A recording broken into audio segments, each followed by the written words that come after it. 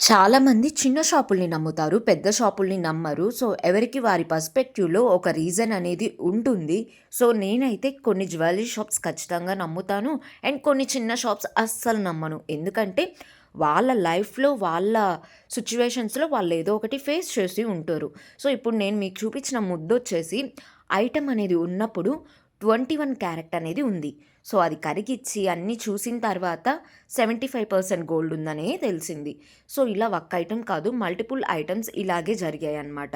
అంటే ఇక్కడ మోసపోయింది ఎవరు? జనాలు. మోసం చేసిందెవరు? అప్పటి కాలంలో ఉన్న షాపులు. సో, అందుకని ఇప్పుడు గవర్నమెంట్ హాల్‌మార్క్ తెచ్చింది కాబట్టి మోసాలనేవి తక్కువ జరుగుతున్నాయి. మోసం చేసే గుణం ఉండాలే కానీ పెద్ద షాప్ ఏంటి? చిన్న షాప్ ఏంటి? ఇప్పుడైతే హాల్‌మార్క్ వచ్చింది. అందరికీ అవగాహన కూడా వచ్చింది కాబట్టి మోసాలు జరుగుతున్నా కానీ చాలా తక్కువ జరుగుతున్నాయి. కానీ పాతకాలంలో అలా కాదు.